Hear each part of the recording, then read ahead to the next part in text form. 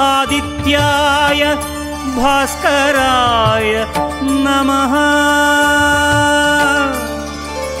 ॐ सूर्याय नमः आदित्याय नमः दिनकर कोटि प्रभाकर ॐ सूर्याय नमः। ॐ सूर्याय नमः आदित्याय नमः दिनकर कोटि प्रभाकर ॐ सूर्याय नमः।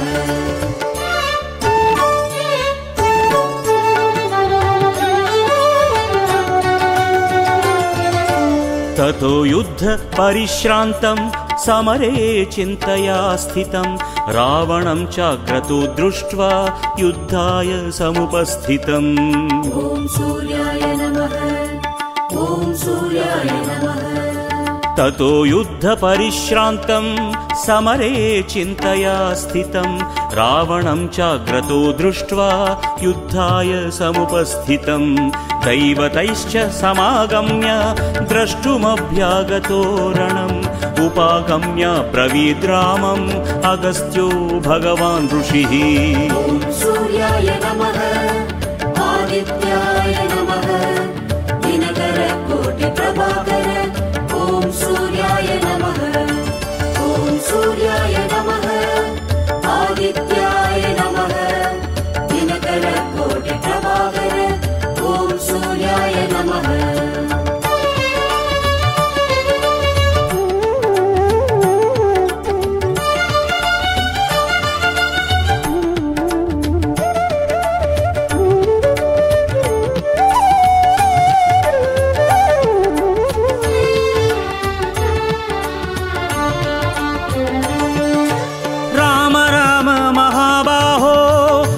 गुह्यं सनातनं येन सर्वान् नरीन् वत्स समरे विजयिष्यसि आदित्य हृदयं पुण्यं सर्वशत्रुविनाशनं जयावहं जपे नित्यम् अक्षय्यं परमं शिवम्। ॐ सूर्याय नमः आदित्याय नमः दिनकर कोटि प्रभाकर ॐ सूर्याय नमः। ॐ सूर्याय नमः आदित्याय नमः दिनकर कोटि प्रभाकर ॐ सूर्याय नमः।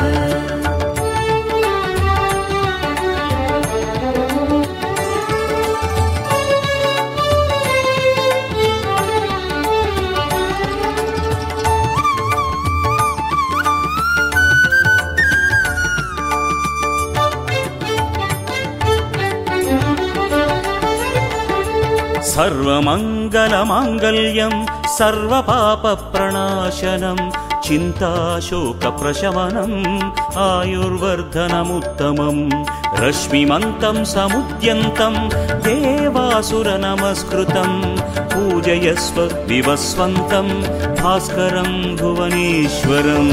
ॐ सूर्याय नमः आदित्याय नमः दिनकर कोटि प्रभाकर ॐ सूर्याय नमः। ॐ सूर्याय नमः आदित्याय नमः दिनकर कोटि प्रभाकर ॐ सूर्याय नमः।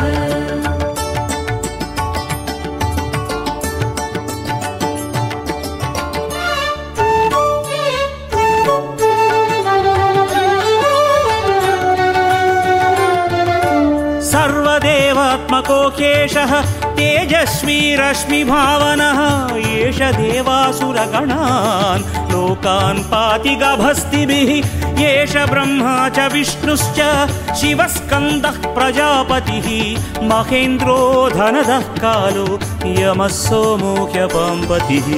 ॐ सूर्याय नमः आदित्याय नमः दिनकर कोटि प्रभाकर ॐ सूर्याय नमः। ॐ सूर्याय नमः आदित्याय नमः दिनकर कोटि प्रभाकर ॐ सूर्याय नमः।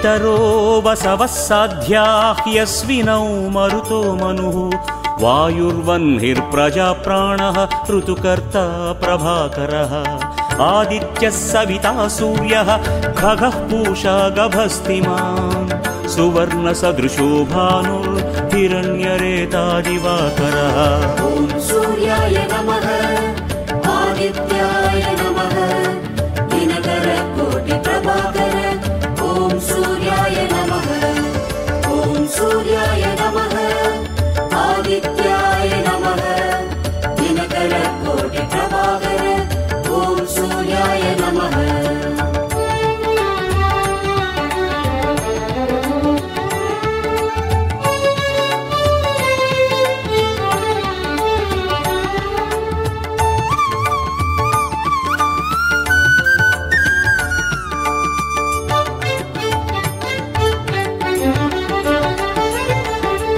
हरिदश्व सहस्रार्चिः सप्तसप्तिर्मरीचिमान् तिमिरोन्मथन शम्भुस्त्वष्ट मार्ताण्ड अंशुमान् हिरण्यगर्भः शिशिरः तपनो भास्करो रविः अग्निगर्भोदितेः पुत्रः संगः शिशिरनाशनः ॐ सूर्याय नमः आदित्याय नमः दिनकरकोटिप्रभाकर ॐ सूर्याय नमः ॐ सूर्याय नमः आदित्याय नमः दिनकरकोटिप्रभाकर ॐ सूर्याय नमः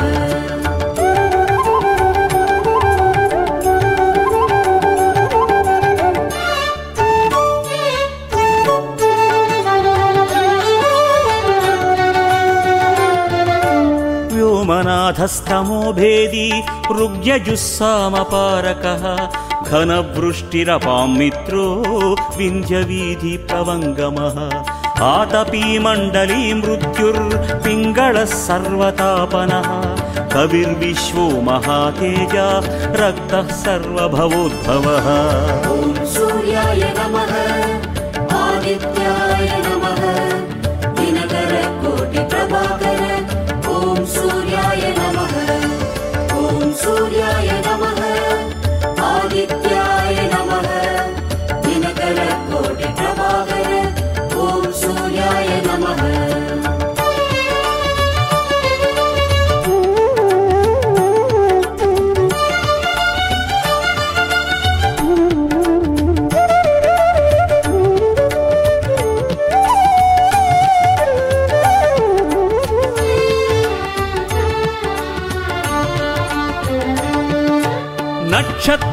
नक्षत्रग्रहताराणाम् अधिपो विश्वभावनः तेजसामपि तेजस्वी द्वादशात्मन्नमोऽस्तु ते नमः पूर्वाय गिरये पश्चिमायात्रये नमः ज्योतिर्गणानां पतये दिनाधिपतये नमः ॐ सूर्याय नमः आदित्याय नमः दिनकरकोटिप्रभाकर ॐ सूर्याय नमः ॐ सूर्याय नमः आदित्याय नमः दिनकरकोटिप्रभाकर ॐ सूर्याय नमः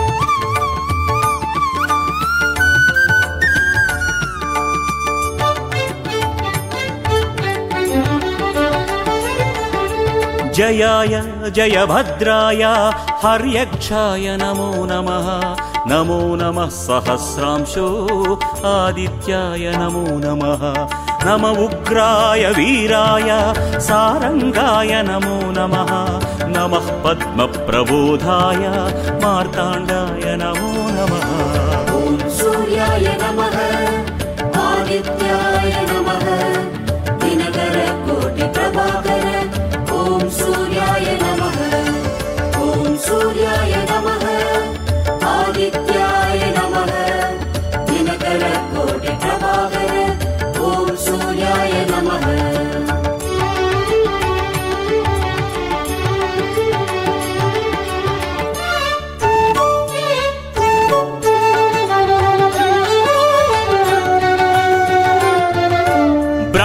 ईशानाच्युतेशाय सूर्यायादित्यवर्चसे भास्वते सर्वभक्षाय रौद्राय वपुषे नमः तमोघ्नाय हिमघ्नाय शत्रुघ्नायामितात्मने कृतघ्नघ्नाय देवाय ज्योतिषां पतये नमः। ॐ सूर्याय नमः आदित्याय नमः दिनकर कोटि प्रभाकर ॐ सूर्याय नमः। ॐ सूर्याय नमः आदित्याय नमः दिनकर कोटि प्रभाकर ॐ सूर्याय नमः।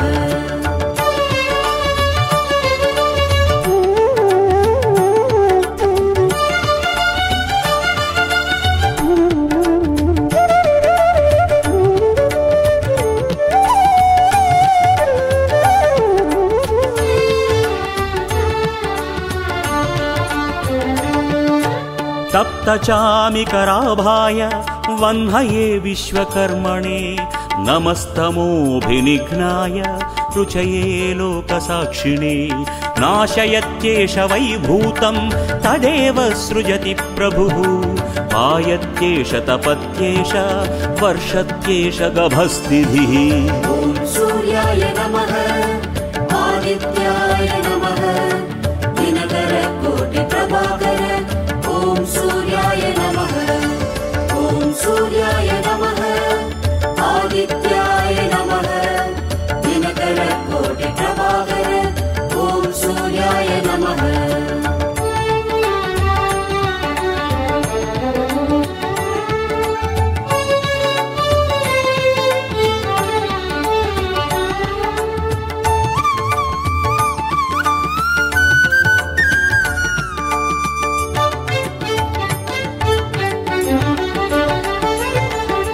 येष सुप्तेषु जागर्ति भूतेषु परिनिष्ठितः येष एवाग्निहोत्रञ्च फलं चैवाग्निहोत्रिणां वेदाश्चक्रतवश्चैव क्रतूनां फलमेव च यानि कृत्यानि लोकेषु सर्व एष रविः प्रभुः। ॐ सूर्याय नमः आदित्याय नमः दिनकर कोटि प्रभाकर ॐ सूर्याय नमः। ॐ सूर्याय नमः आदित्याय नमः दिनकर कोटि प्रभाकर ॐ सूर्याय नमः।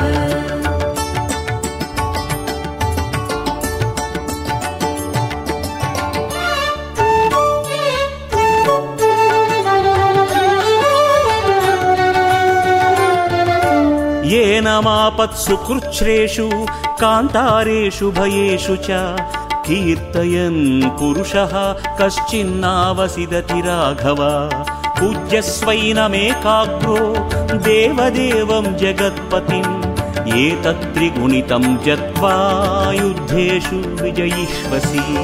ॐ सूर्याय नमः आदित्याय नमः दिनकर कोटि प्रभाकर ॐ सूर्याय नमः। ॐ सूर्याय नमः आदित्याय नमः दिनकर कोटि प्रभाकर ॐ सूर्याय नमः।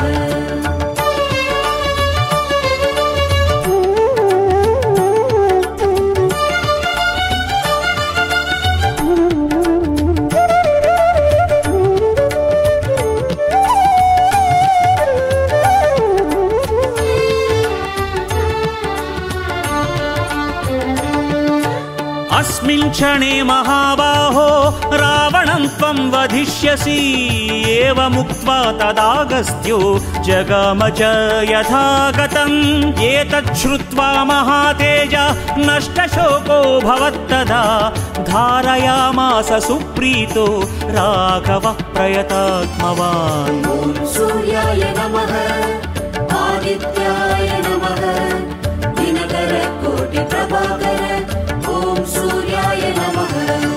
ॐ सूर्याय नमः आदित्याय नमः दिनकर कोटि प्रभाकर ॐ सूर्याय नमः।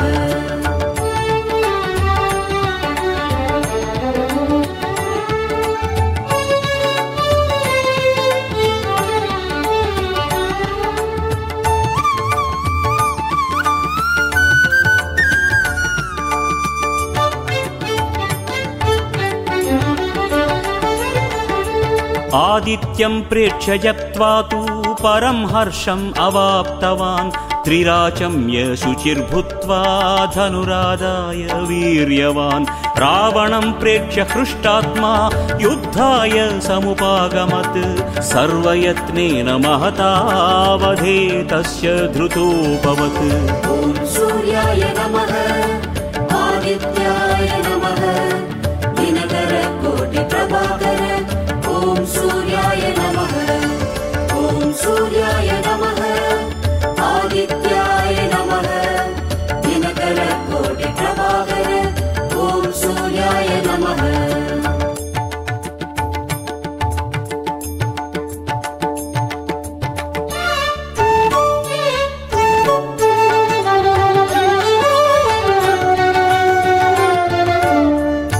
अथ रविरवदन्निरीक्ष्य रामम् मुदितमनाः परमं प्रहुष्यमाणः निशिचरपति संक्षयं विदित्वा सुरगणमज्जगतो वचस्त्वरेति। ॐ सूर्याय नमः आदित्याय नमः दिनकरकोटिप्रभाकर ॐ सूर्याय नमः ॐ सूर्याय नमः आदित्याय नमः दिनकरकोटिप्रभाकर ॐ सूर्याय नमः ॐ सूर्याय नमः आदित्याय